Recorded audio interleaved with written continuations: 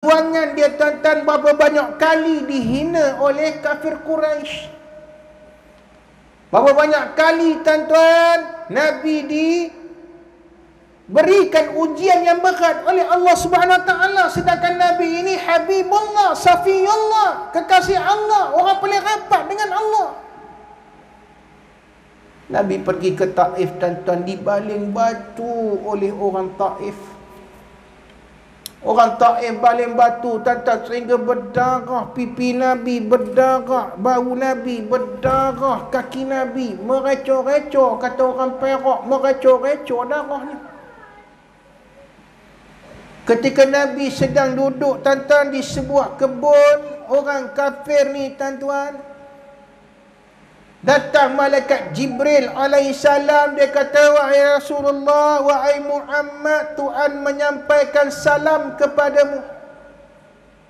Sekiranya kamu mahu, wahai Muhammad, kamu tahu apa yang dah berlaku pada Nabi-Nabi yang terdahulu. Kaum Nabi Lut diterbalikkan bumi, kaum Ad dan Samud. Wahai Muhammad, kalau kamu mahu, aku boleh terbalikkan bumi Taif. Nabi setuju tak tuan-tuan?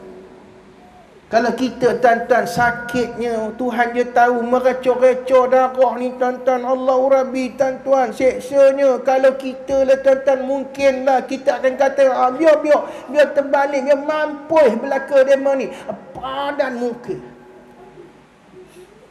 Tapi jiwa Nabi, jiwa yang besar tuan-tuan.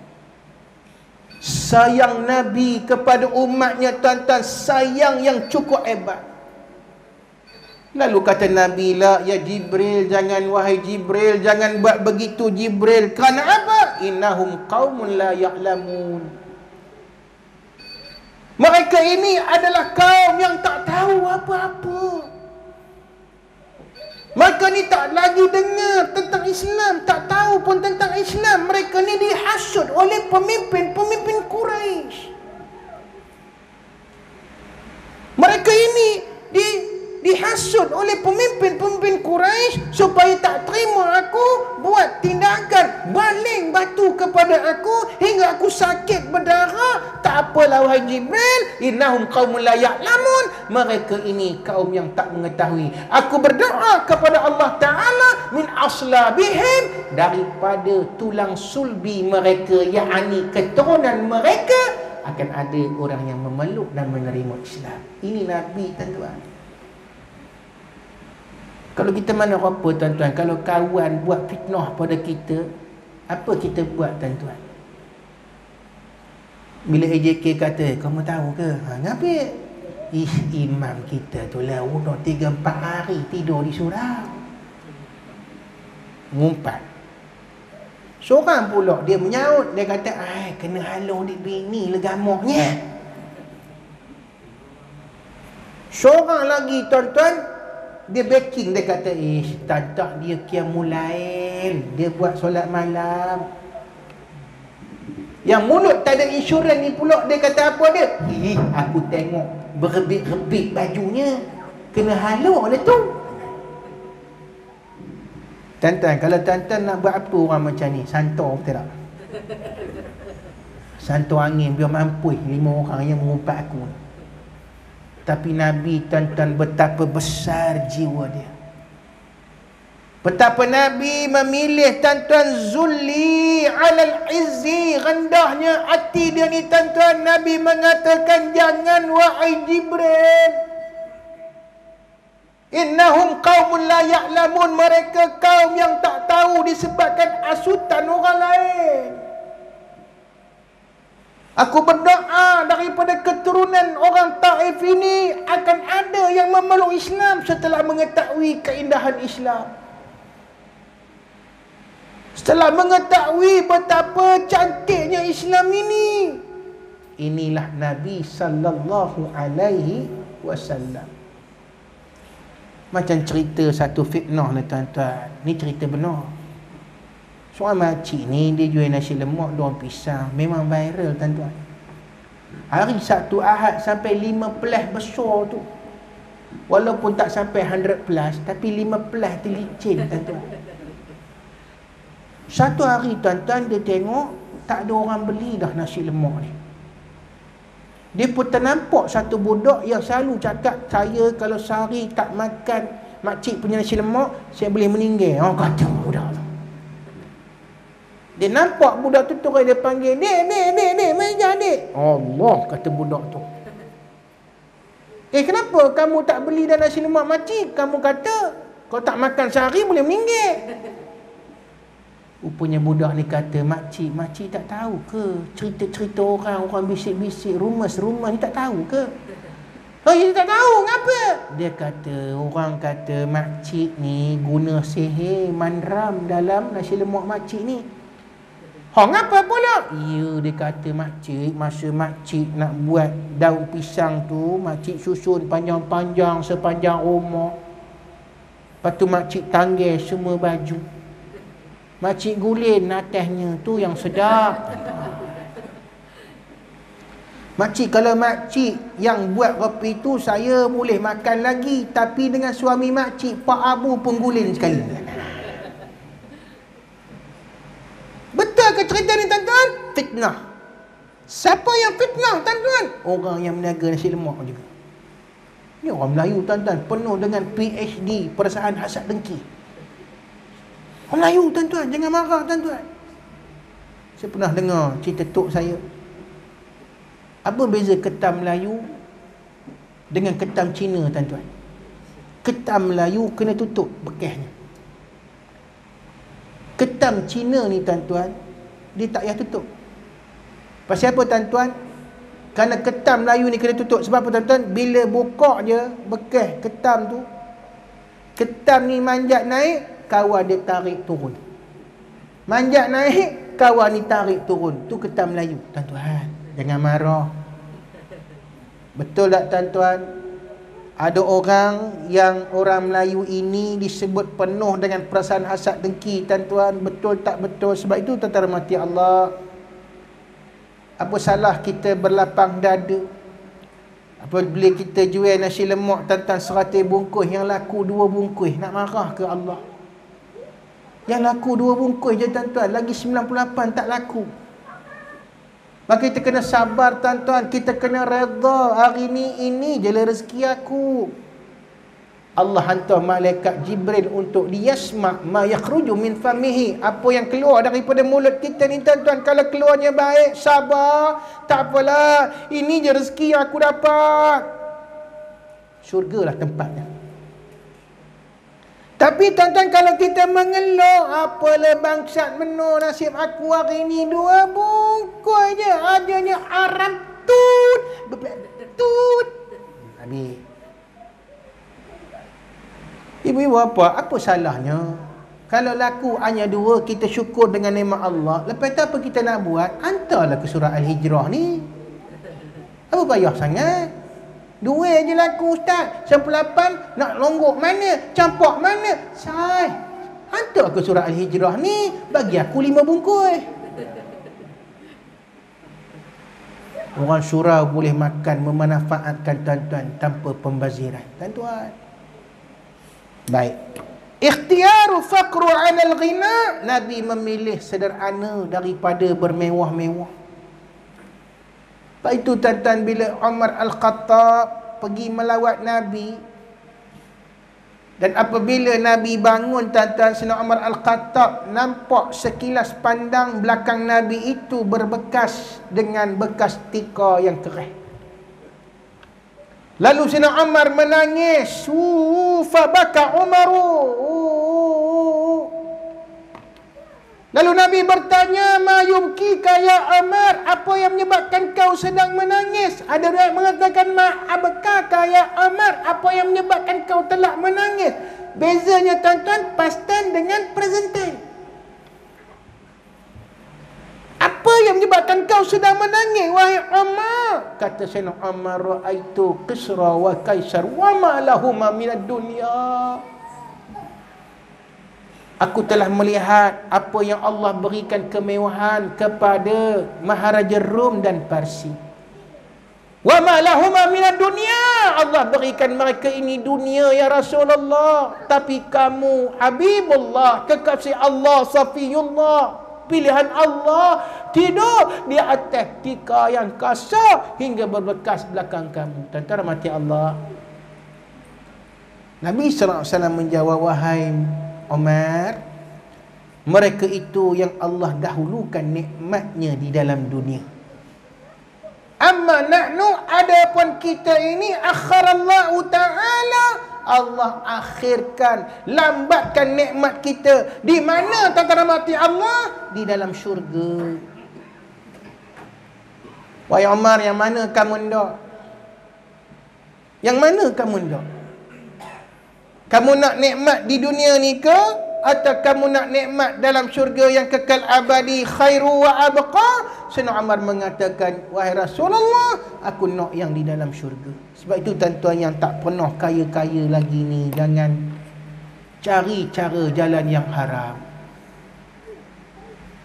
Yang isteri selalu pok-pek, apalah abang weh, gelang getah je. Ni tengok jiran kita tu, gelang emas sampai ke siku. Awak ni tak pernah beli saya gelang, yang ada gelang getah. Kita pun jawab, okeylah gelang getah. Selain daripada gelang, boleh ikat rambut. Ibu-ibu, jangan merungut ibu-ibu. Kenapa ibu-ibu? Namanya kufur nikmat ibu-ibu. Bila kita kufur nikmat ibu-ibu, kita menjadi isteri yang merungut rangat, kita menjadi isteri yang tidak bersyukur dengan nikmat Allah. Bapa-bapa, kalau nak beli sesuatu, kena tengok pada kemampuan. Jangan sampai bapa-bapa mencari jalan yang haram. Kullu lahmin nabata min suhtin fannaru aula bihi. Kata Nabi, setiap daging yang tumbuh daripada suhtin, sumber yang haram, kita ambil rasuah, kita pecah amanah, kita jadi skamer untuk memenuhi kehendak isteri, kehendak anak-anak, itu adalah haram, maka nerakalah tempat dia. Boleh bapa-bapa? Ibu-ibu, sabar ibu-ibu. Saya tengok dalam YouTube dia, seorang suami dia tak mampu nak beli kek hari jadi untuk isteri dia. So apa dia buat? Sebab kek memang mahal lah, kadang sampai RM60, RM80, betul. Apa dia buat? Dia pergi stall burger, dia beli burger. Kemudian dia pinjam orang tu punya outline yang tulis daging dengan ayam tu. Dia tulis situ, selamat hari jadi sayang. Dia hantar ke rumah. Dan isteri dia pula gembira. Isteri dia kata apa dia? Terima kasih sayang. Okey. Ibu-ibu di belakang sana agak-agak boleh terima tak burger je sebagai hadiah hari jadi. Sebab tu ibu-ibu, bapa-bapa, sebagai seorang yang memilih kehidupan sederhana, kita mesti mengukur baju di badan kita sendiri. Jangan kita paksa suami kita, ibu-ibu, buat benda yang haram, yang Allah marah. Nikmatnya sekejap je di dunia ini. Di akhirat, kita dimasukkan ke dalam api neraka. Fannaru aula bihi. Dan yang terakhir untuk malam ni tuan-tuan, tak usah risau tuan-tuan, saya tak akan lama sampai pukul 10. Orang Perak kata raban teben nunggunya. Tambah yang dah tukar silanya tu, udah melonjor. Saya ada satu kuliah tuan-tuan di Ipoh, tak mau sebut masjid mana. Dia tengok time dah cukup, tapi saya tak berhenti lagi. Dia pun buat-buat sedawa.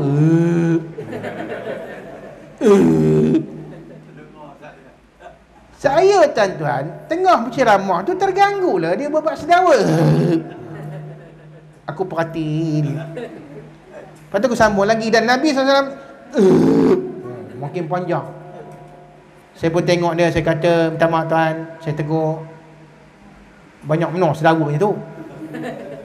Itulah ustaz, tak tahu ngapa malam ni banyak menuk anginnya. Aku tahu, dia suruh aku berhenti. Banyak mana anginnya ustaz? Saya kata dekat dia, tuan banyak angin, saya dah naik angin dah ni. Sama benar bukan bohong. Ada je taktik dia tuan-tuan. Kita nak tahu tuan, senang je. Dia tengok jam tu, dia tu. Bila nak habis orang tua gila ni. Yang terakhir tuan-tuan rahmati Allah, ikhtiarul maut alal hayat. Kita mesti ingat mati tuan-tuan. Saya ingat anak saya yang ketiga tuan-tuan, sumbing bibir dia. Bila saya pergi labor room tuan-tuan hari tu, saya masih ingat, takkan lupa sampai bila-bila tuan-tuan. Masa nak masuk tu tuan-tuan, nurse Cina. Dia kata, "Encik, jangan terkejut bila tengok baby." Lah kau cakap macam tu, ni lagi lah aku terkejut.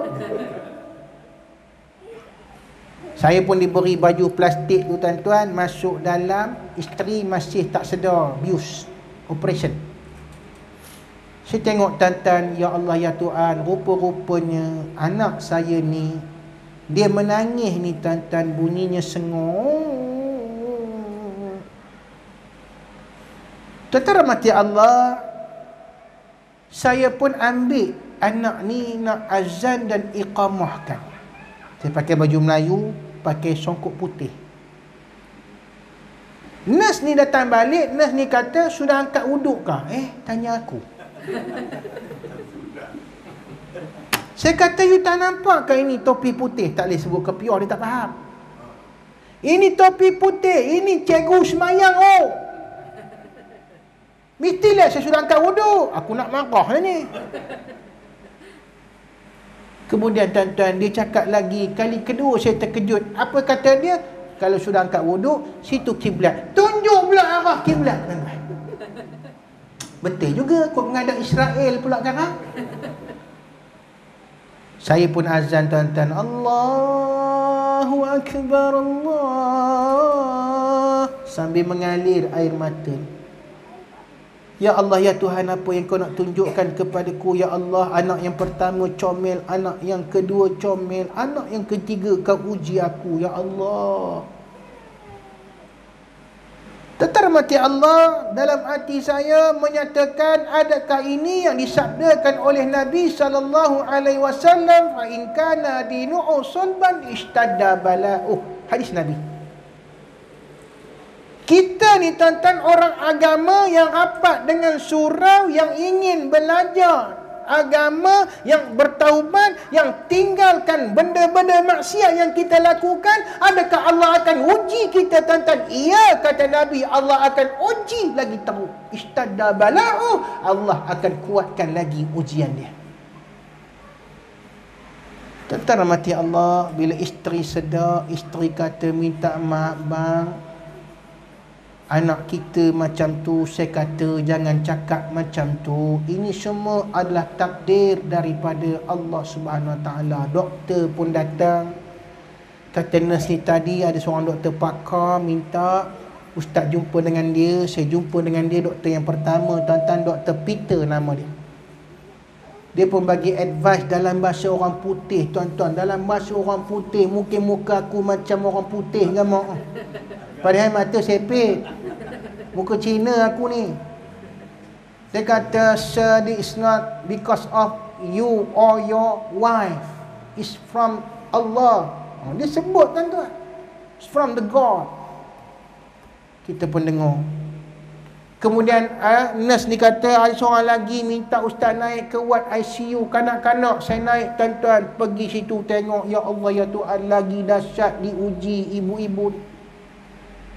Ada anak tuan-tuan besar sikit je daripada botol ni tuan-tuan, kurus kering, ada yang besar kepalanya, ada yang buncit perutnya, ada masalah hati, kuning. Saya tanya dengan ibunya, kenapa ni? Ada masalah hati. Doktor kata tak hidup lama ni. Ada tuan-tuan yang kudung kakinya, Masya Allah, kudung kakinya tuan-tuan. Doktor yang kedua ni datang, cakap dengan saya dalam bahasa orang putih. Dia kata, many of the babies were abandoned by their parents. Ada bayi-bayi ni ditinggalkan begitu saja oleh mak bapak dia. Kenapa? They cannot accept the destiny. Tak boleh terima takdir Allah. Maka anak-anak ini kami hantar ke rumah kebajikan kanak-kanak. Tuan-tuan, sedih. Sebab itu tuan-tuan, saya namakan anak saya yang ketiga ini Ahmad Muzakir, yang mengingatkan saya kepada Allah. Ingat mati tuan-tuan. Satu hari saya balik. Selalu ada demo bertiga ni nyambut saya. Tapi hari tu tuan-tuan saya balik, 2 orang je yang nyambut saya, seorang lagi tak ada. Yang saya sayang ni, yang bongsu. Saya tanya dengan Kak Ngah, anak yang tengah, perempuan. Adik mana? Oh, adik tengah mandi. Kata rahmati Allah, saya pun pergi bilik air, aku tekak telinga aku dekat pintu bilik air. Dia tengah nyanyi lagu. Tapi saya tak faham apa benda lagu dia nyanyi. Ingatlah,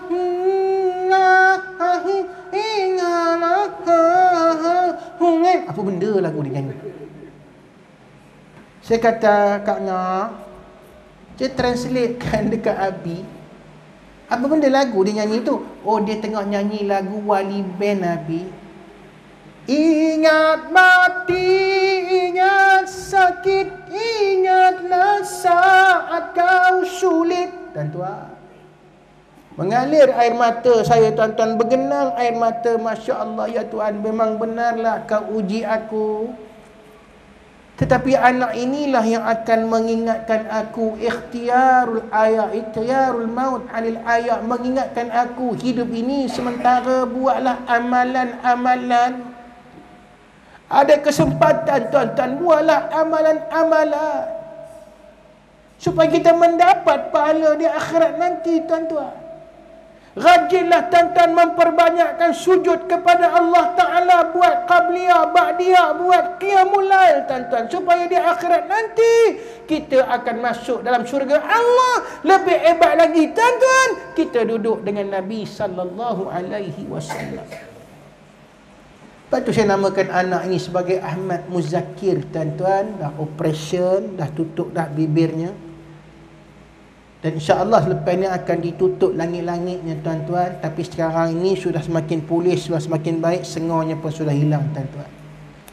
Tuan-tuan rahmati Allah, pada siapa yang ada anak istimewa Down syndrome, siapa yang ada anak-anak yang cacat, siapa yang ada anak-anak yang lembam, ingat tuan-tuan, anak-anak ini adalah very special. Akhirat nanti mereka inilah yang akan menarik tangan kita, tuan-tuan.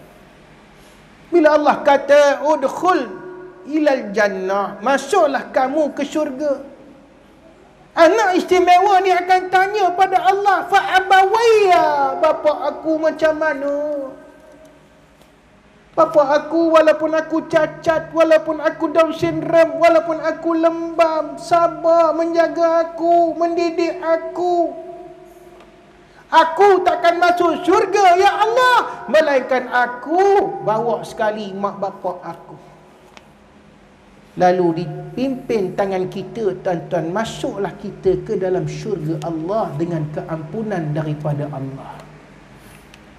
Okey, tuan-tuan, saya rasa cukup sekadar itu, tuan-tuan. Mudah-mudahan apa yang saya sampaikan pada malam ini akan dapat menjadi motivasi kepada tuan-tuan. Ingat, tuan-tuan, untuk memasuki syurga bersama dengan Nabi, ikhtiarul mujtahid ala ra'ah, kenalah rajin kita mengikut sunnah Nabi. Kenalah rajin kita melaksanakan sunnah Nabi, tuan-tuan. Cincin ni, tuan-tuan, sunnah Nabi. Ada orang kata, saya ustaz, kenapa pakai cincin? Macam ayah anda kawasan kepala otak kamu. Ini sunnah, tuan-tuan, dapat pahala sunnah percuma. Pakai pula burdah ni, tuan-tuan, burdatun, juga adalah sunnah Nabi, atau rida adalah sunnah Nabi. Pakai jubah, tuan-tuan. Ada orang kata, ustaz, saya bukan tak nak pakai jubah. Bila pakai jubah, pakai serban, ustaz, orang tolak suruh baca tahlil. Itu tanda tu. Pakailah tuan-tuan untuk menunjukkan sayang kita kepada Nabi sallallahu alaihi wasallam. Sekian dahulu tuan-tuan, mudah-mudahan apa yang disampaikan pada malam ini dapat menjadi motivasi kepada kita bersama. Marilah kita berdoa kepada Allah Taala. Mudah-mudahan Allah Taala mengizinkan kita untuk masuk ke syurga bersama dengan Nabi sallallahu alaihi wasallam. A'udzu billahi minasyaitonir rajim. Bismillahirrahmanirrahim. Alhamdulillahi rabbil alamin wassalatu wassalamu ala asyrafil anbiya'i wal mursalin wa ala alihi wa ashabihi ajma'in. Allahumma ij'alna minan najihin waj'alna ya Allah minas salihin minal muqiminas salah minas syuhada'i was salihin wa hasuna ulaika rafiqa ya rabbal alamin. Allahumma ya Allah, sesungguhnya kami mengingati Nabi sallallahu alaihi wasallam pada malam ini ya Allah, agar diizinkan kami menjadi peneman bersama dengan Nabi dalam syurga ya Allah. Walaupun kami tidak layak untuk itu ya Allah, kami bermohon kepadamu Tuhan yang Maha Pengasih lagi Maha Penyayang, agar kami dapat menjadi jiran kepada Nabi ketika dalam syurga nanti, di atas ibadat yang kami lakukan, di atas kecintaan kami kepada sunnah Nabi sallallahu alaihi wasallam. Rabbana atina fid dunya hasanah wa fil akhirati hasanah wa qina azaban nar. Walhamdulillahi rabbil alamin. Saya serahkan kembali kepada Ustaz Sahibul untuk meneruskan majlis.